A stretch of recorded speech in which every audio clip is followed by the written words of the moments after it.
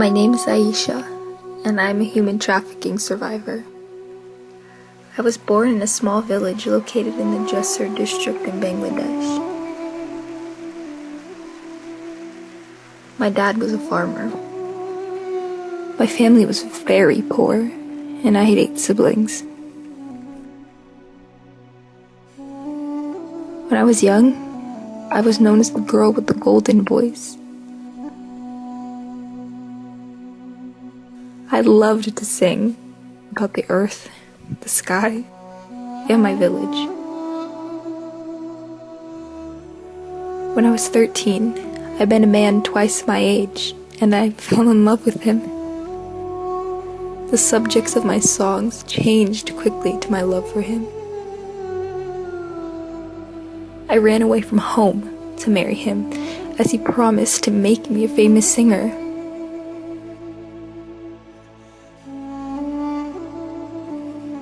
He took me to live with his aunt for safekeeping until my parents stopped looking for me. But it was not safekeeping. Not at all.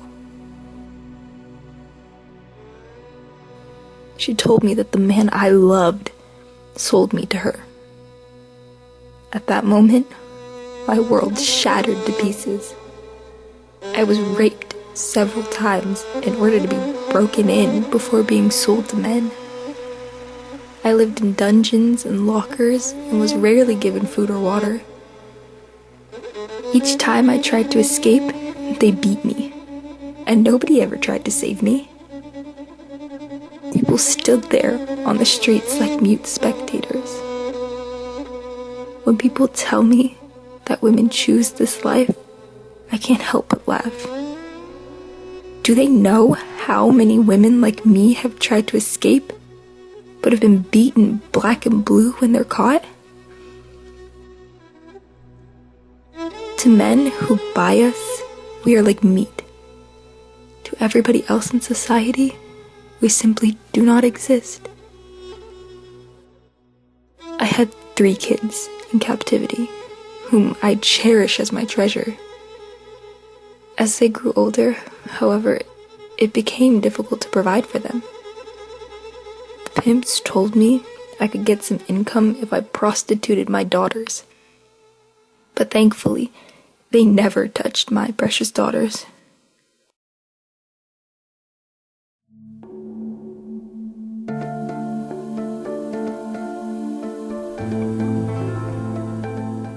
Unfortunately, Ayesha is not alone. Across the country and the world, there are millions of others just like her. You see, human trafficking is our form of modern-day slavery. It is the taking of human beings against their will and forcing them to do anything. It's just the distribution of people for other people's own use. Is somebody getting forced to do something against their own will, and they're doing it for little to no pay at all. It's taking control over less fortunate people for a monetary gain. Human trafficking is the fastest growing source of income for organized crime. Current trafficking situation has been increasing. It's becoming more visible throughout the world and in California. Every day across the globe, there are 32 million people trapped in forced labor conditions. After drug dealing, human trafficking is the second largest criminal industry worldwide, reaching $150 billion annually. It operates just like a formal business. The trafficking economy includes not only pimps and prostitutes, but also drivers, hotel rooms, and lots of support services. Sometimes legal businesses assist, like hotels, rental car services, and cell phone businesses. Pimps denied physical violence, but cited frequent use of psychological coercion to maintain control over their employees. Even hotel managers and law enforcement agents helped offenders to evade prosecution in exchange for money or services. Cases of human trafficking run rampant in Latin America and the Caribbean. According to the Latin American Institute for Education and Communication, a whopping 23,400 girls were victims in the last decade alone.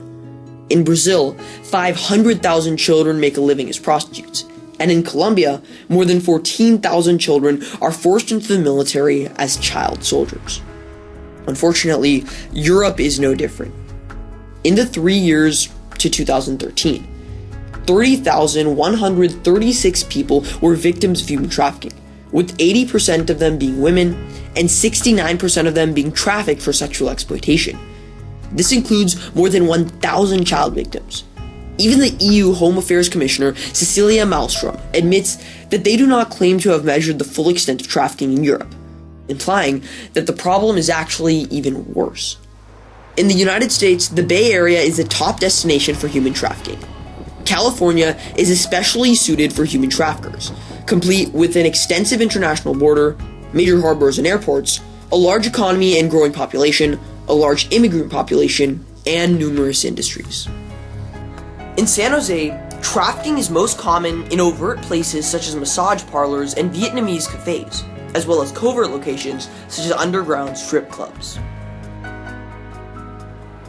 And in Oakland, prostitution occurs right by the streets. As we were driving back along International Avenue, we had taken some side roads to get to the U-Haul, and we were driving the main International Strip back and between 50th and 42nd Avenue. It wasn't more than like the first corner, second corner, we were able just to continue counting on our hands, and I think we counted, in the upwards of 5 to 6 girls who were all teenagers, just being pimped out ostensibly. I don't know of another way to describe it other than just absolutely emotional to a core that I don't think any of us would really disagree with the dignity of the girl in that moment, and yet to see her being purchased and sold was really heartbreaking. Catholic social teaching tells us that all humans have an inherent dignity and as such deserve to be treated with respect. Catholic social teaching also preaches that we must protect each other's lives. From conception to natural death, human life must develop and be defended. No matter what race, sex, social standing, and whether born or unborn, everyone has dignity and potential, which comes from us being created in the image and likeness of God. Human trafficking opposes these values. It fundamentally destroys human life in taking away many of the resources the victim needs to live well. Many of the Catholic social teaching will always express this desire for to be in relationship with all people, to respect and love all people. It really feels like all Catholic social teaching falls back to the teaching of Jesus Christ, which is to love one another. From Deacon Ruben Solorio, we can see that the value of human dignity evidences itself in the Bible. According to the Gospel of John, Jesus broke with societal and religious customs to honor the dignity of the Samaritan woman. Clearly, in terms of human dignity, the Catholic Church strongly opposes human trafficking.